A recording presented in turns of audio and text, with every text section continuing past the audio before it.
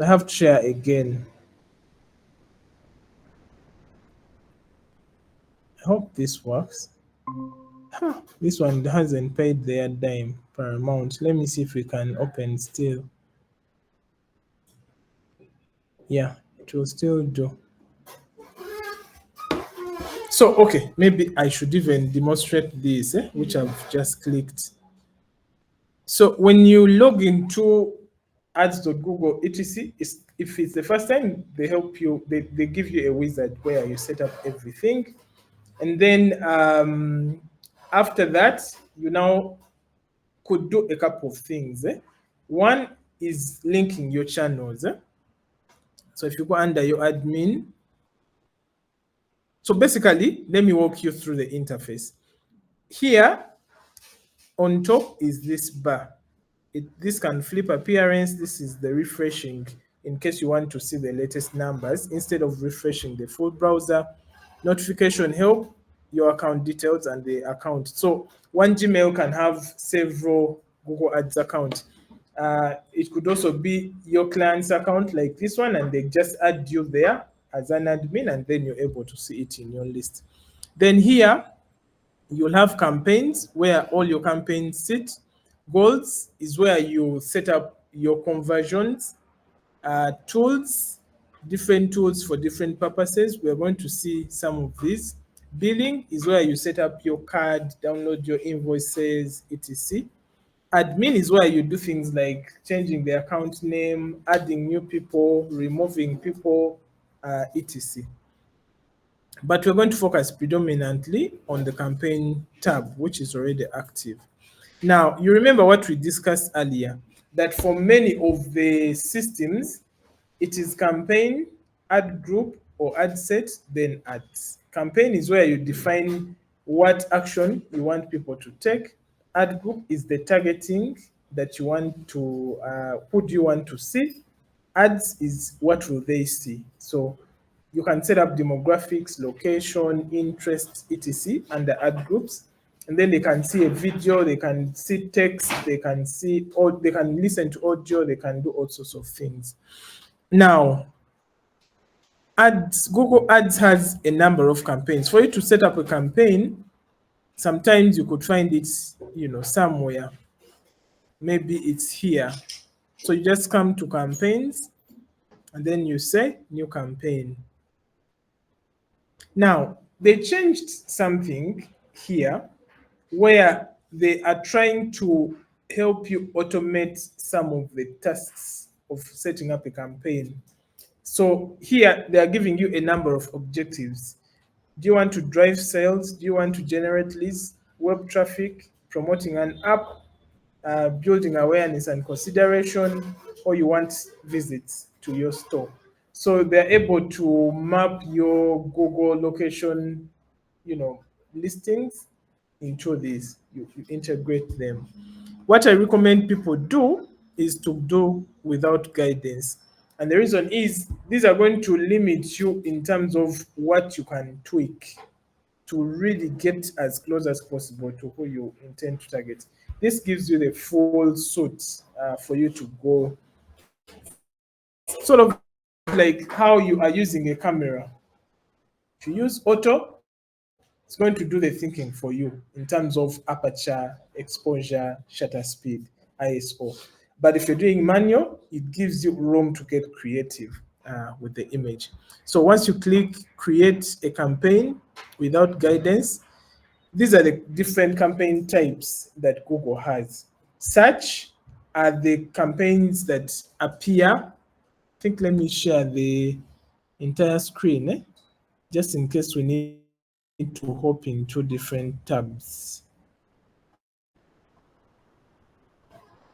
So if, for example, we Google, I hope it has some, yeah, this is search, puts you at the top of the search engine result page. Now, I'll use the opportunity to highlight another very big mistake people do, like Glovo has done. You're paying for what you're already getting free. So later on, we shall see keywords that are called negative keywords. that will help you to exclude and not include. So what they needed to do is to exclude a keyword Glovo, because if someone Googles Glovo with or without ads, they are at the top. So why pay for this money? So this is only justifiable if there was competitor bidding, and it's also not fully justifiable. And by that I mean, let's say Jumia Food was still here and they are bidding for the word Glovo. So if you Google Glovo, Jumia Food is coming at the top. The Glovo may counter that by opening it up for bidding, but still you'd have Jumia Food here, Glovo here. So there is really no justification. It's a common mistake by media buyers.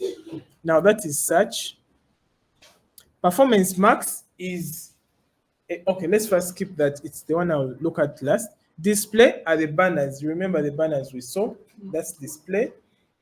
Display is seen, search is seen specifically in the Google search bar. If you are Google, it will come. Display is seen on more platforms. It's seen on YouTube, on apps, on websites. Shopping, not very common because you need to have a merchant store. So we'll skip that. Video are the YouTube ads.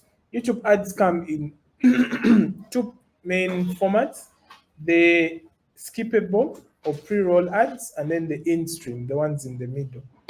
Then app download, very important if you're running an app campaign.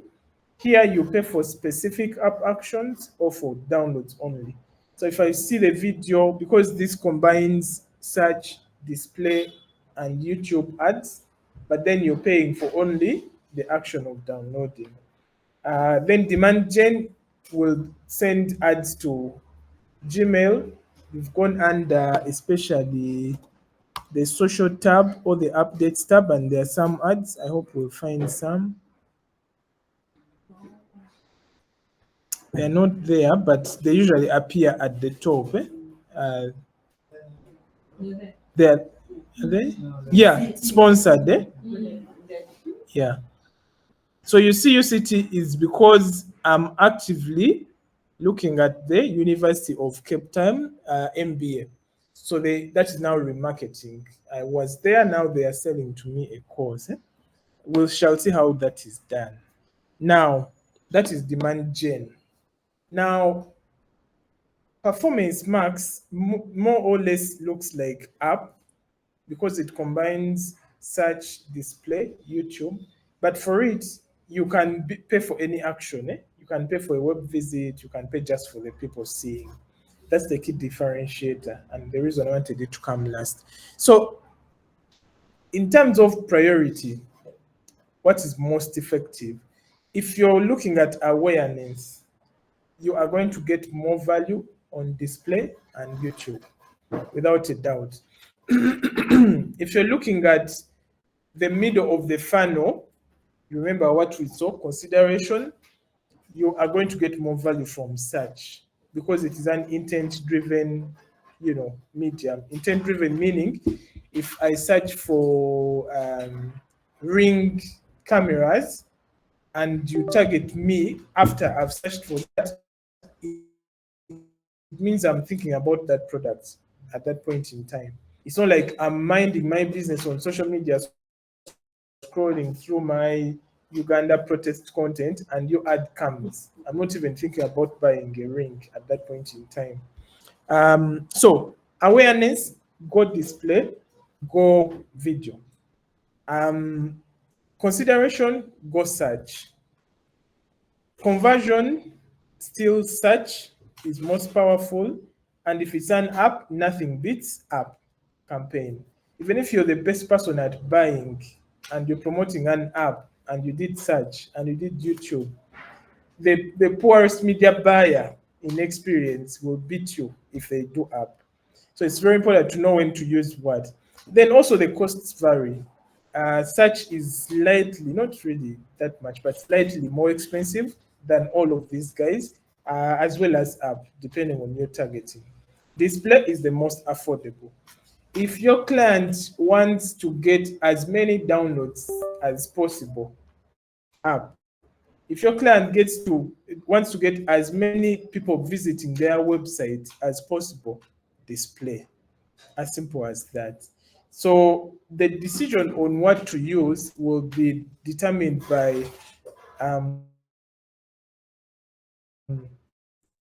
what the objective is for the campaign, the budget you have as well, and the creative or content you have. Because if you don't have a video, then it means you can't do YouTube ads, for example. And if you don't have static banners, then you can't do display. So many factors come into play. In terms of targeting, they have more or less the same targeting as we're going to see in terms of demographics, location, interests, etc. So we'll start off with the easiest, which is YouTube. So you'd click on video. Now, video has different components. Hope you can read these things, right? Can maybe expand it further. Yeah. So if you say a video campaign, it has different sub types in there. Video views is the obvious one. You're going to run ads. This is the most common one where you skip up to 5 seconds or in stream, etc. Efficient reach is going to do the same thing, but it will help you to manage the frequency so that as many people as possible see your YouTube ad. You can still achieve that even here. All you need to do is to set a good frequency. But still, this is going to do some automation. So this is like the full suit, and the ones below handhold you on certain things. Target frequency is going to control the frequency. It could be the same people, but it makes sure it doesn't go beyond a certain limit that you have set. Non-skippable are the 15-second ads, because you can't skip those. You either close the video and move to something else or wait for it and it's done. So if you're running a campaign and you can create a 15-second video, a bumper ad, especially when you're teasing a new product launch, a new company launch, highly effective. Conversion is more or less the one at the top, but then the action you're paying for is what is different. Here, you're going to pay for cost per impression or cost per view. Here, you're going to pay for cost per the conversion.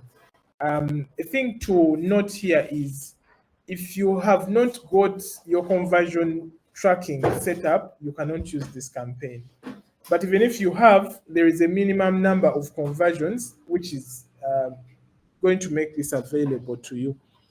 Ad sequence is where you have 5 videos, episode 1, 2, 3, 4, 5, and you don't want someone to see episode 3 before they see episode 2, like that. So here, a user is automatically taken through the journey.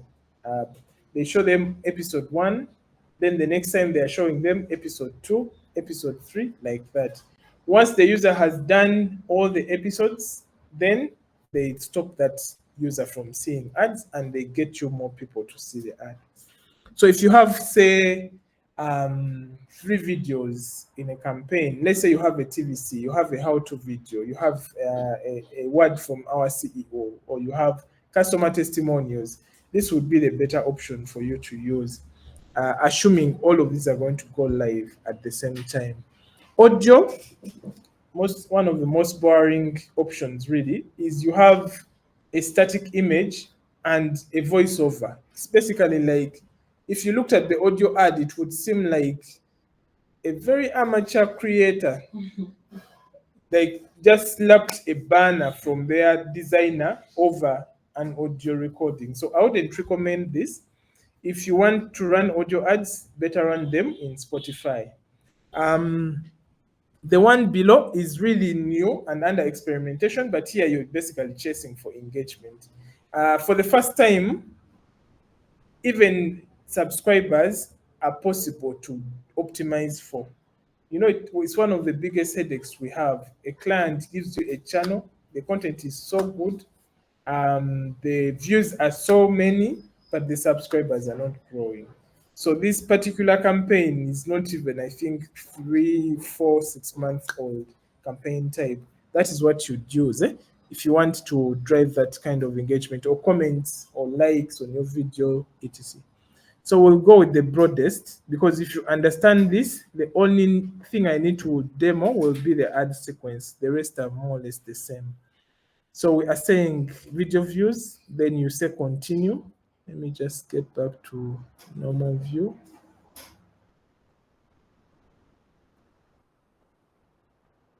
Now, as an agency, you need to agree on what your naming convention is going to look like. Do you start with the client name, then the campaign name, then the month, etc.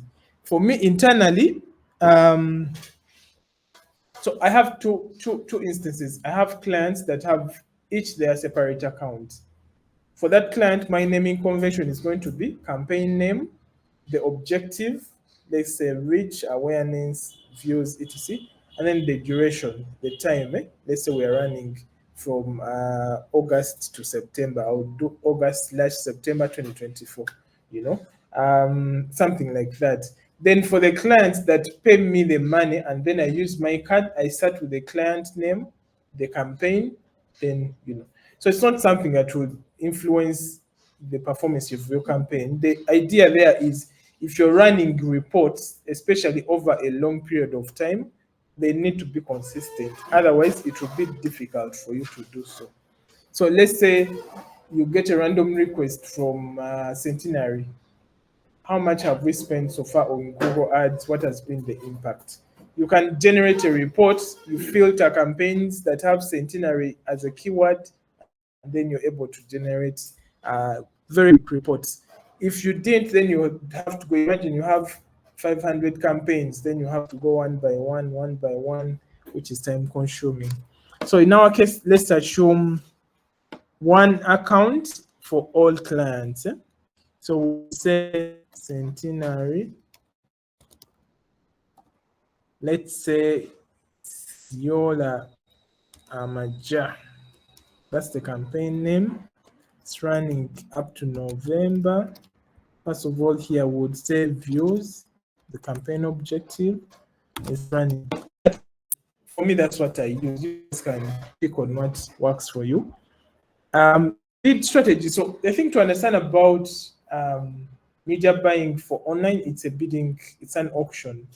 And I think we spoke to that. Who wins what? You just need to present more.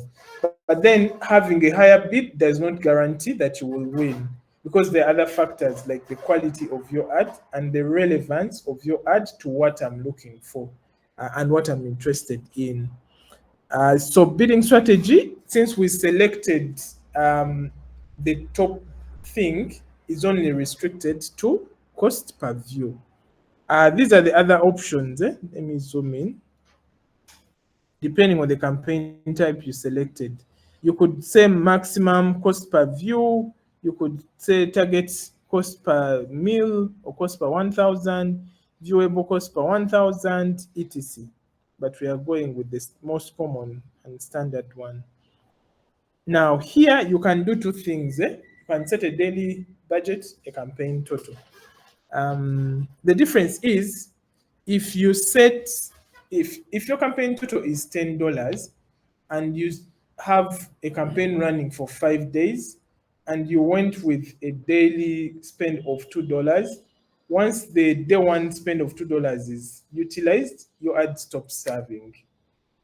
And then it waits for the next window to serve again, and then it stops and waits.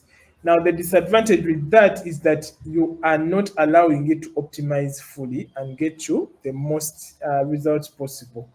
Now, if you set a campaign total, it will do a slightly higher spending in the initial days, and then it cuts it down. Because we all know once the client gives you the money, you have the approval, they want results immediately. So they will optimize for quick results and then fade it down until the end date. So here you can say ends in 2 weeks, in etc, but you can also be specific. So we said it's ending in November. Our end date would be November here.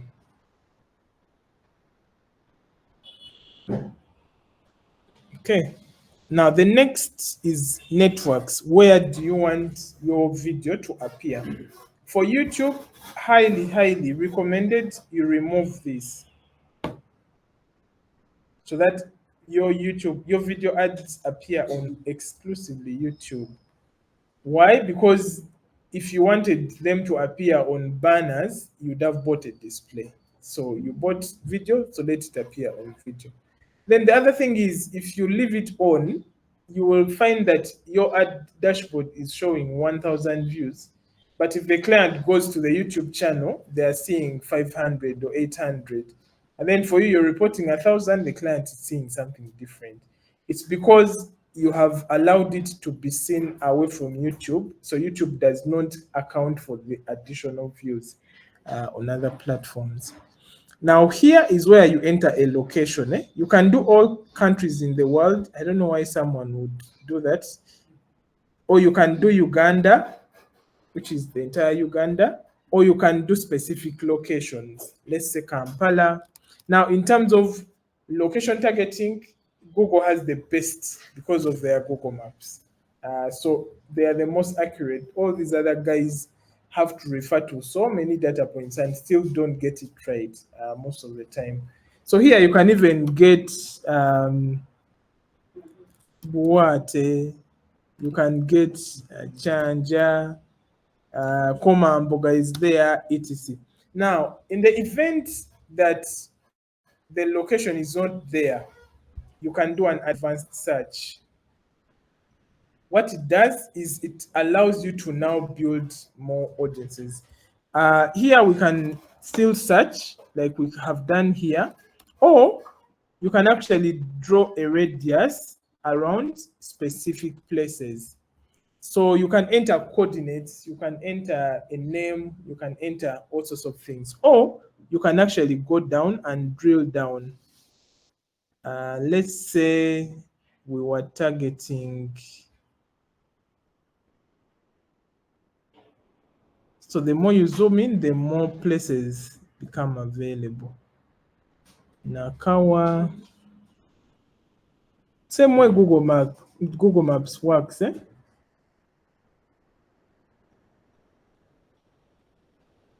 So you can see we are seeing Naguru Drive, the Google bypass. Zoom in further. We can even find this location if we had time. Eh? And then now you draw a radius around that location, you know. Now, just to recap, you can target the globe, you can target different countries, 1, 2, 3, whatever combination. You can target districts, you can target towns, you can even target a house if you so wished. But I don't know why you would do that. But let's say if there was an event happening in Gulu and you only wanted the guys around Gulu to see that ad, you would go where the location is, then you draw a radius around that location. Now, related videos is not a feature we often use unless you have related videos to the campaign or the brand.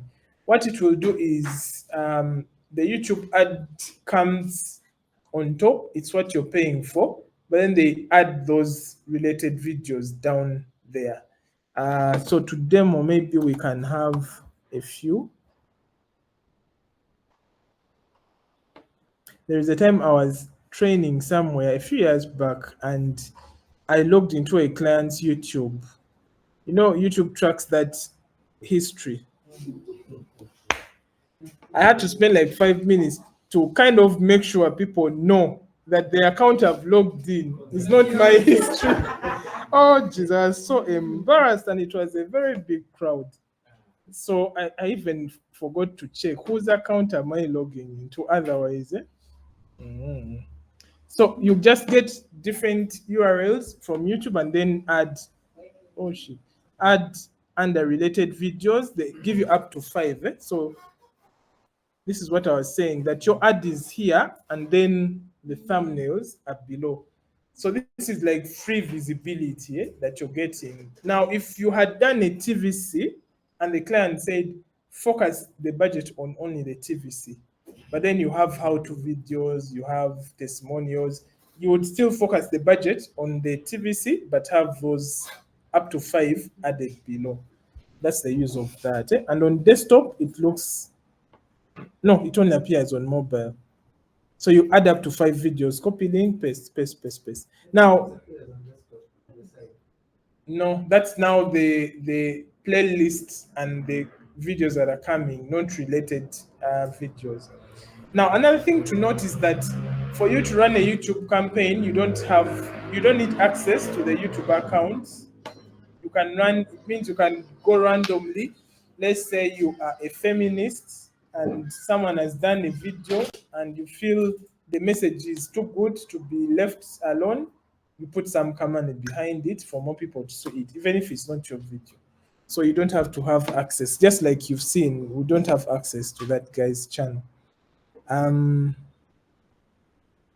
Now, this I encourage you to remove.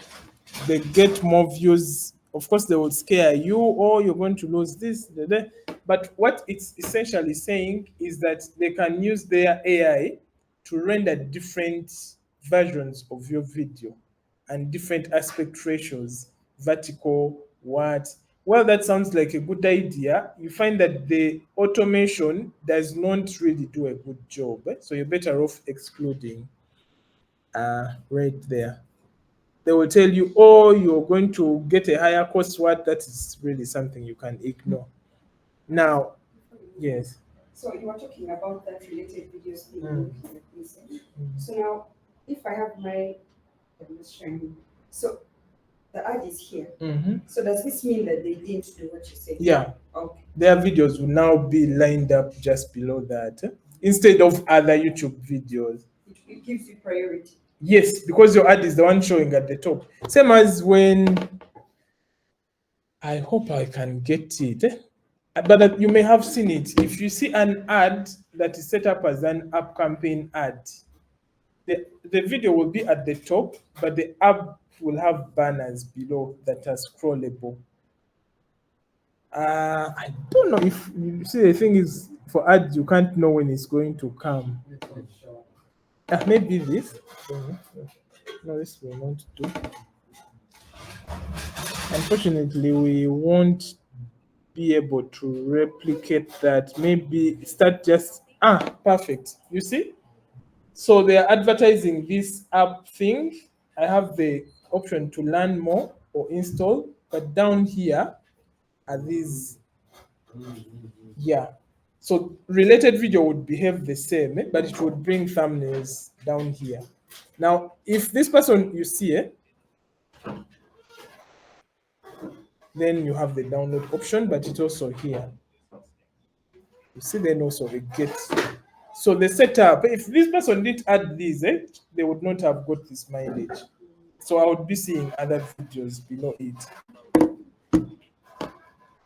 Okay, then under additional settings, here is where you set up a couple of things. You can show ads on all devices, or you can show ads on specific devices. Now, for your client, like people, you would be served showing on mobile, especially the operating systems that that app shows, even if it's an awareness campaign. Because what you're essentially doing is you're increasing the chances of that person converting. Unless otherwise, because even on TV, I will know it exists and maybe grab my phone. But if you have a small budget, why spend it on TV if mobile is not covered? So this is all. This is specific. So you realize you can do computers, mobile phones, tablets, TV screens. You can also do all operating systems or only the 2 common ones. Device models, they're also here if you want to take it a step further. Now, you guys realize sometimes you want to do that high value targeting. Now, why would you add techno there? No offense to techno guys. So you'd go now and pick only the device types there. So you exclude all these. First of all, this operating system here, Web OS, is for screens. BlackBerry, who does that anymore? So you do Android, iOS, and then now get into the actual device types and also filter. Eskimi has additional targeting where you can target by the price of the device and what, all of that stuff. What happens if you don't use devices? They will do for all. Mm. Is that the best way? Not really. Depends. Depends. It depends what you'd like to achieve. If like I'm paying just awareness, just awareness. But for people, why would you target? You have $100. Okay, let's say $500. That $500 cannot even get you 1% of smartphone users. But your client's product is a smartphone-based product. Why would you target a feature phone? You get so it's weighing. Yes, it's awareness, and the ideal is everyone to see. But then, if I'm to really increase the chances of these people being useful, they must have at the very least a smartphone. Yeah, then you take that call. Then if it's a campaign like for Pepsi, that you can go all the way. You can even say, I want to increase, if you're targeting people with smart TVs and the budget is small, you can say to run it on smart TVs only. So that kind of, you go and report and say, look, you gave us 500, we got you to in the sitting rooms of X amount of people, which would have paid for more expensively on mainstream media. By the way, you don't want to be in a room where I'm making a case against mainstream, because I go bare knuckles with them. Now, away from devices, operating system, models, networks is typically ISPs, internet service providers, but then for Uganda, it's not really that effective. The only thing that could be is Wi-Fi. They also try and give, but it's not really something I would recommend you do. Just leave it all. Now, this is very, very, very, very important. Frequency capping. You guys, I think, at some point were tired of Jumia ads. Love every video, just because they let it chill, like do your thing. So this is where you set how many times a person should see your ad per day, per week, per month.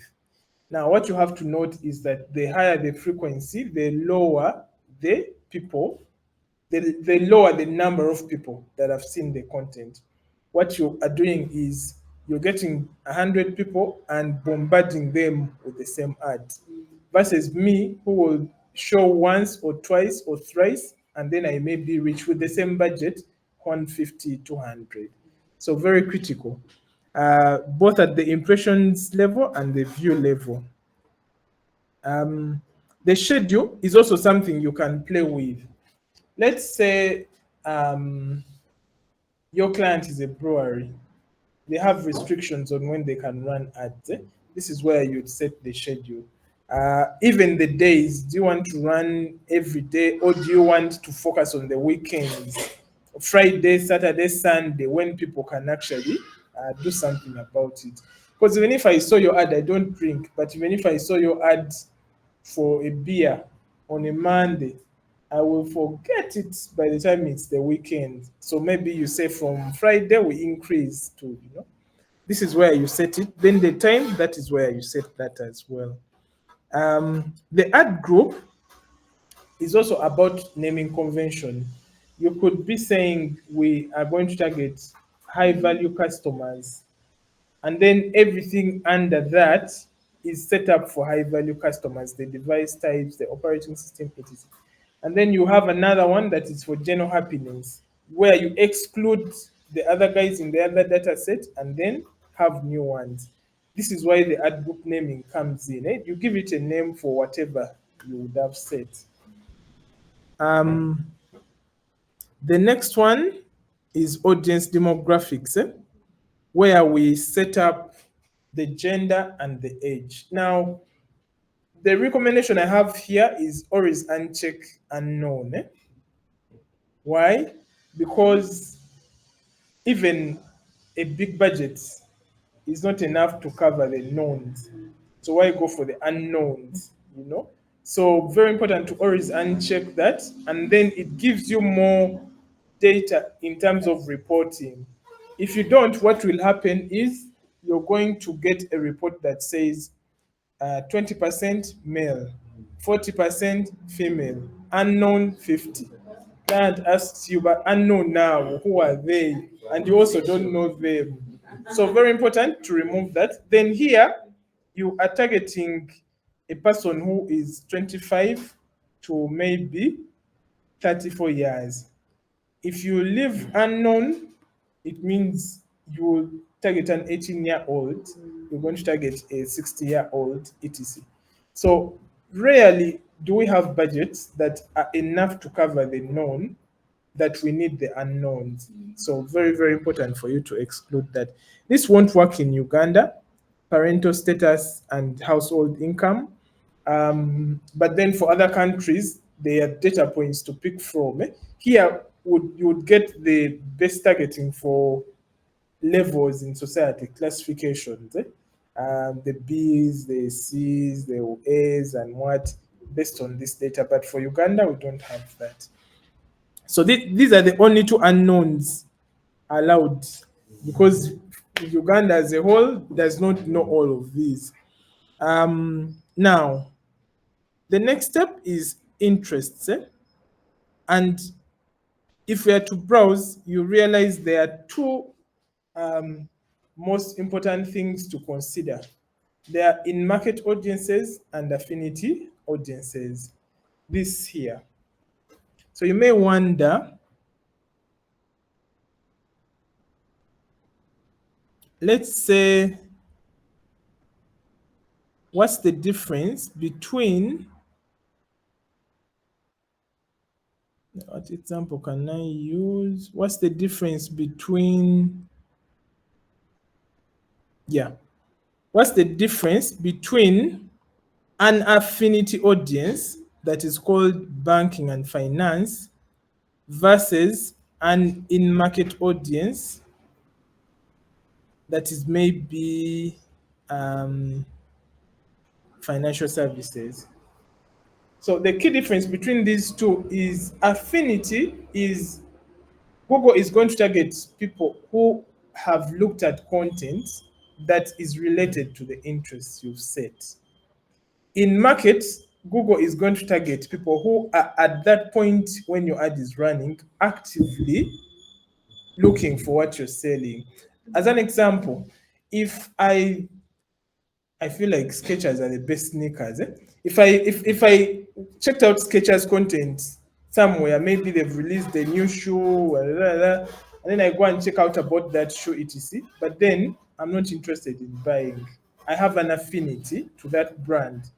If I'm comparing different websites, Amazon, how much are they selling it? Walmart, how much? That is now in market.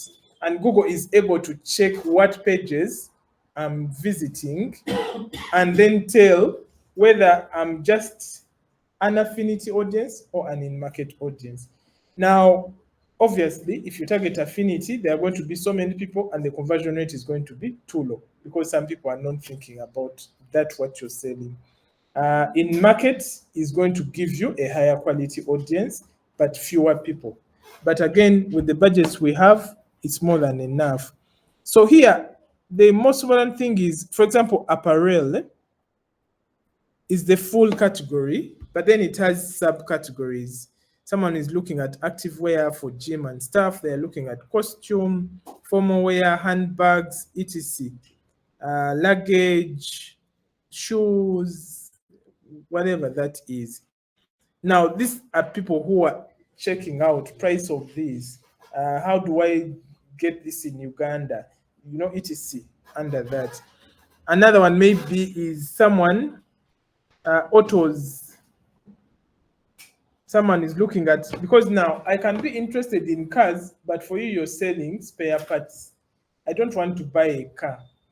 You should target me if I'm looking for specifically spare parts. So you can see here the difference. Here, someone looking at parts and accessories, someone looking at repair and maintenance.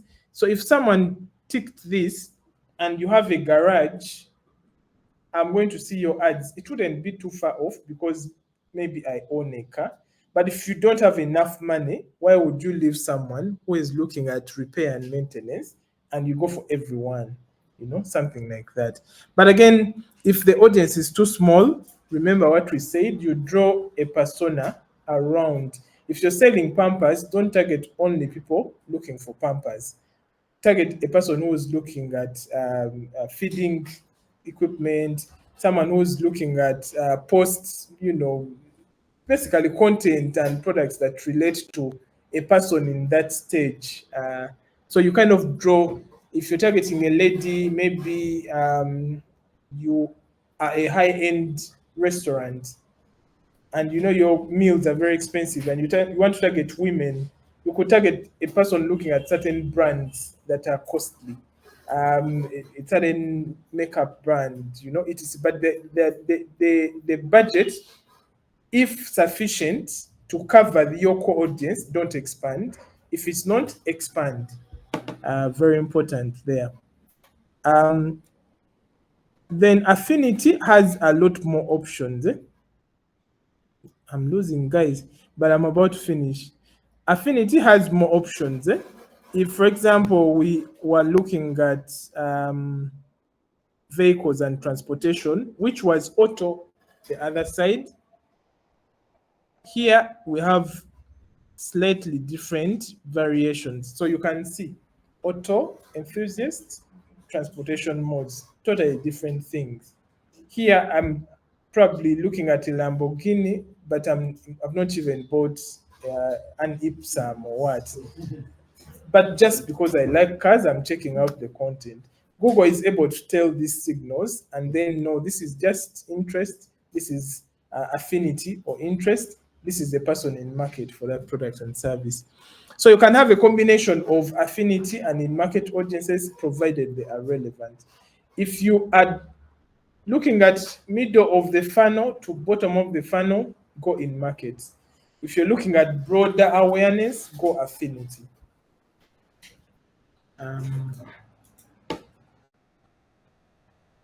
Now, keywords, you could be targeting specific keywords. Let's say you are looking for people who are interested in a certain makeup brand, but particular brands, not every brand. So this is where you'd add the keywords for those brands, Mark, what. Topics, you want your content to show on videos or websites against content that is related to those topics. This is what I mean. If you targeted someone who is interested in real estate, your content is going to show, let's say a Google banner, is going to show against an article about NUP, but it's John who is interested in real estate. So what they're using is they're using my device details to show me your ad regardless of what I'm reading at that point in time. Now, topics, if you added the topic of real estate, your ad is going to come to me only when I'm reading a real estate page. You get the difference, eh? The other side is when I'm reading anything, here when I'm thinking real estate. Obviously, unless it's a very popular topic, recommendation is you don't add topics. You leave it at the other level so that wherever I am, you're coming and showing your ad to me. Let's say Apple has released a new device. You're targeting people interested in Apple products, and you want your ads to only show against stories about Apple. This is where this comes into play. Placements for YouTube, you can target specific channels or specific videos. Let's say you want your content to show against Kasuku Live. So this is very important for diaspora.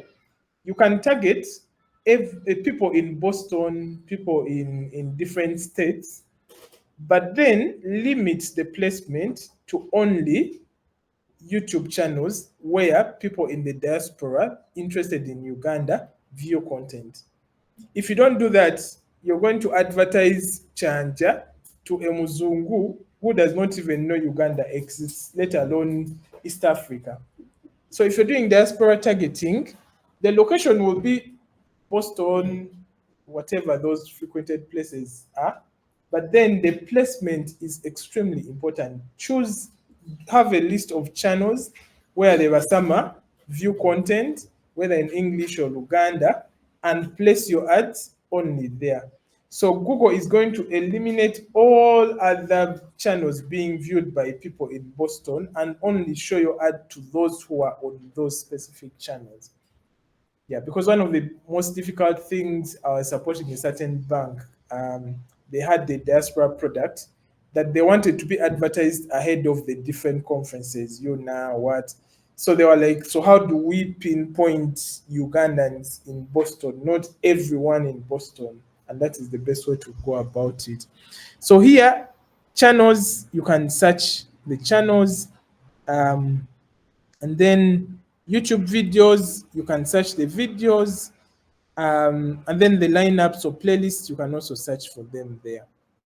So if we wanted, say, so these are the different, lineups. If you wanted to say YouTube channel Kasuku Live, you see, it would show us. Then we kind of have all our relevant channels. It even works for Uganda where you want to target people. Like if I wanted to target Basubuzi, the traders in Chikowo, I wouldn't target BBC videos, even if some could be interested. I pick who is this guy who does human interest stories? SB4. I would do SB4. I would do Kasuku. I would do, really, I would do music videos because they want music videos. I would do, that kind of thing. So that means that as people go about their grapevine on these channels, my ad is also coming up. Then here is where you create the ad. Creating the ad is simple. It must be uploaded on YouTube. You just copy the URL, and then come and drop it here. The next step is important. You're selecting between skippable, in-stream. So skippable is the 5-second thingy. In-stream is I'm doing other things and then it comes in the middle. But also this can sometimes come. Now, if we say in-stream, skippable in-stream, very, very critical for you to add a URL. Where should the people go if they are interested, and a call to action? People forget this. Learn more. So look at this preview. This is a video. You can put just any URL here. Okay, let's do. Let's do. So this can be the link.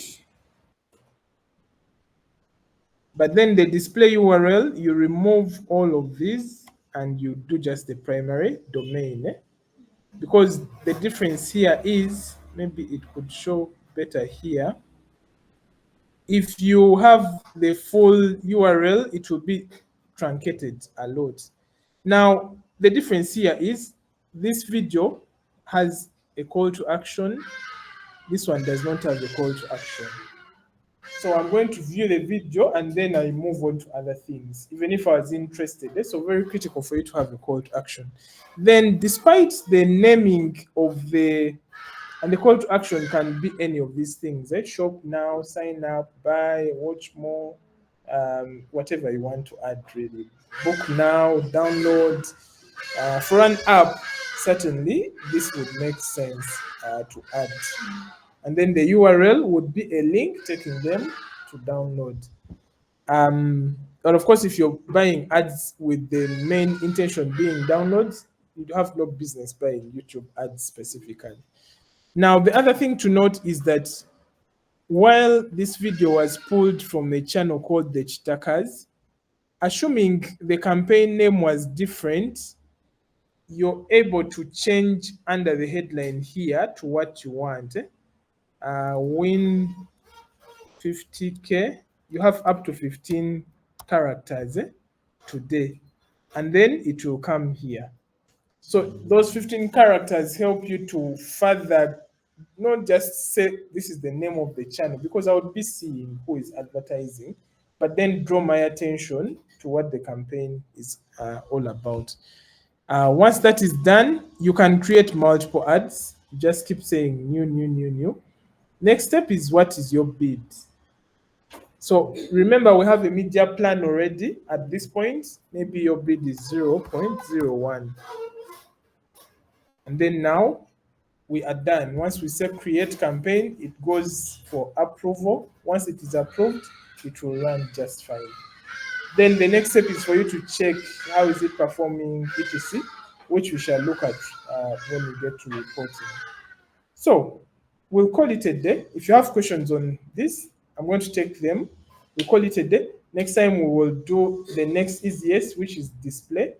Then we close it with search and app. Yeah, this is easy. If you think it's difficult, wait until we get to search. Yes, what are the questions? Yeah. So I see that it shows that the notification that video is longer than 3 minutes, don't usually perform as well as shorter videos. So if you want it to be a skippable in-stream ad, let's say I'm running a TVC of food. Okay, let me say a TVC. I'm running this 40 seconds, and that's what I've uploaded on YouTube. the YouTube channel. So these guys decide what part to show exactly at what time. They will search your video from the start. They're just telling you that most people will drop off after this period of time. So keep your message short, or make sure by the time this period has ended, your message has been delivered. And the reason you're seeing this is because the demo video we used is a full 2 hours video. So the message may not appear if it's a 40-second video. You get it, eh? Yeah. Yeah. So it's also possible to just choose to maybe have that 15-second video or probably 20 seconds, and I upload it, and you know, this is what people are going to see. Exactly. So this information, when we get to reporting, we will see, and I think I demonstrated briefly, where you follow and see where people were still there, and then it starts to show you where they dropped off. So you're even able to tell that if your call to action was at this point, you've actually not communicated, because the thing went really down before you even communicated your call to action. And quickly show that.